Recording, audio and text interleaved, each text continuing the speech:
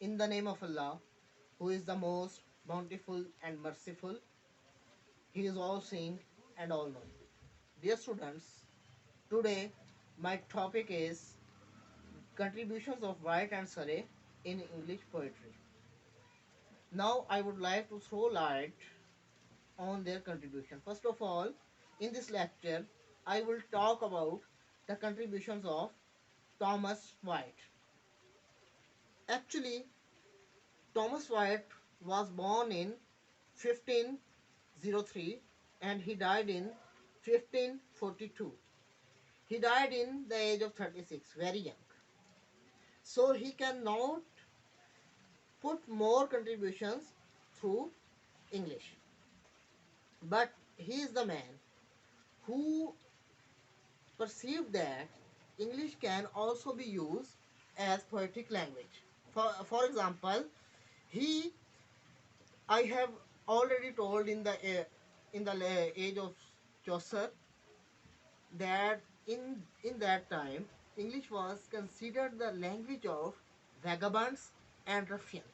So Sir Thomas White, who made many journeys in France and Italy, brought back from the latter country in 1527 the admiration of the lyrical poetry which he found there and a desire to fashion English verse on the model of the Italians or of the ancient saints through an Italian medium. So he borrowed some ideas from Italian poetry. His first object was to restore English verse, the nobility, grace, and harmony it had lost. But he groped after his ideal. He showed how difficult was his enterprise. He seems at first to have perceived only the law of syllabalism. Syllabalism he introduced first time in English poetry. So he moreover he worked on accents. Okay, now let me tell you about his other contribution. He provided iambic rhythm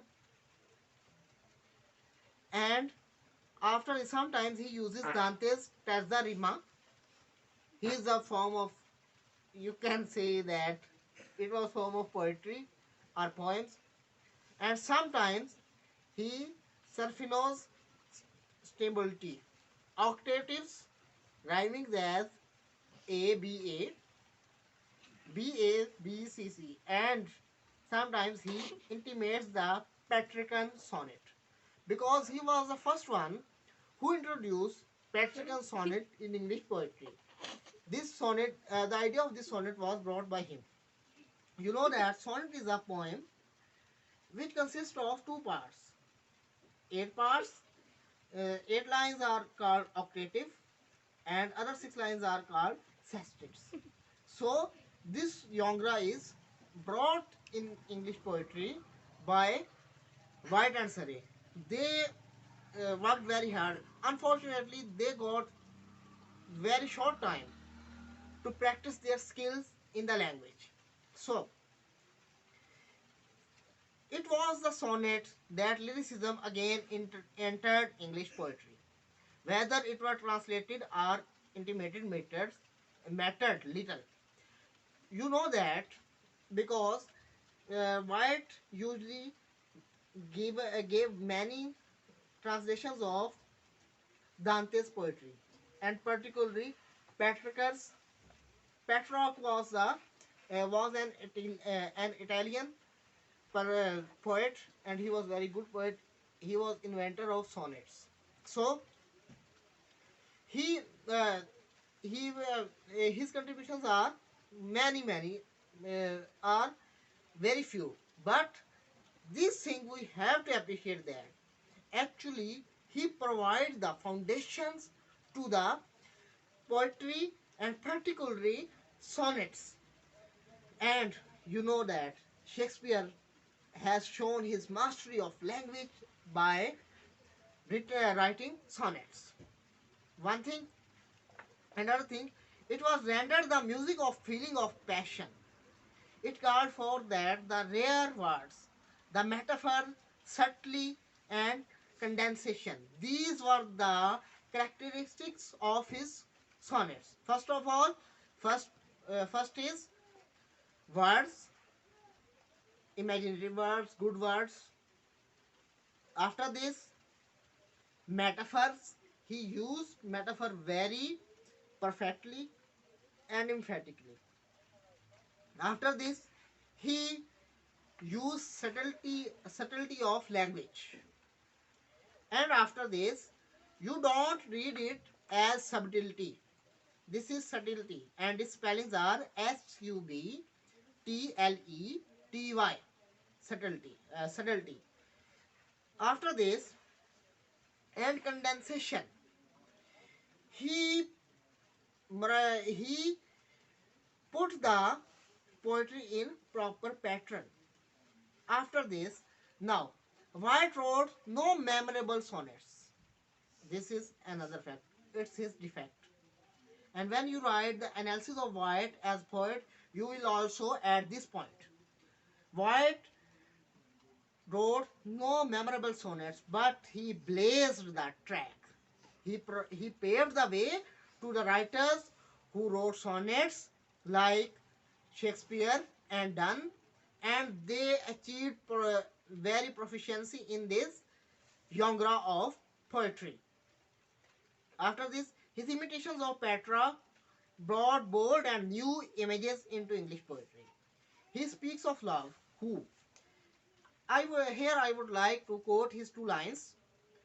Into my face pressed with bold pretense, and there camped displaying his banner, and tells that upon rejection. The language which he used, this impassioned the language was current and normal 50 years later. But before White, it was entirely unknown because he gave, he not only provided the, he not only provided the sonnet to the English poetry, but he also added the uh, new style in sonnet. White's science and supplications are Petrarchan. He was very influenced by Petrarch. He is himself in other sonnets in which he pulls himself together and tells his mistress hard truths. His nature was frank and manly, like the proud patriot, which Howland made of him. Now he bids fair uh, in his sonnet. He bids farewell not to his mistress only, but to love. This was a quite new concept which he introduced. So, he does indeed renounce love poems for satire, and his tires imitated from Horace and Almany are among his happiest innovations. He, he reflected his energetic and bold character through his sonnets.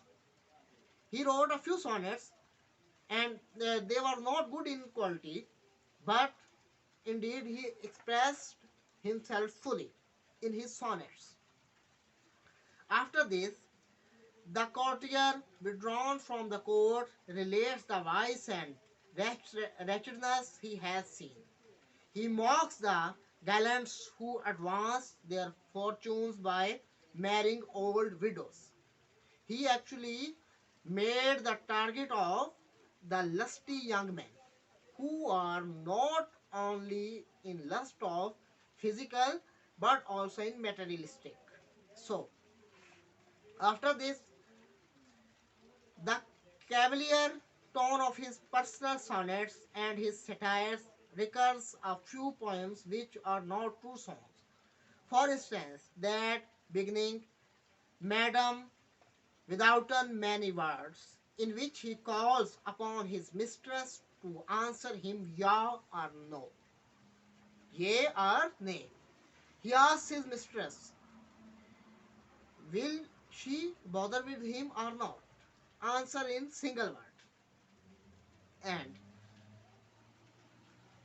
his most anthologies are the amalgam of this sort of sonnets. Here I would like to conclude my lecture through this. Whenever you are asked about contributions of White, first of all, you will ask, he introduced sonnet in the English poetry first time. He made English very rich through his images and his caricatures. He introduced symbolism. He introduced symbolic properties in English language.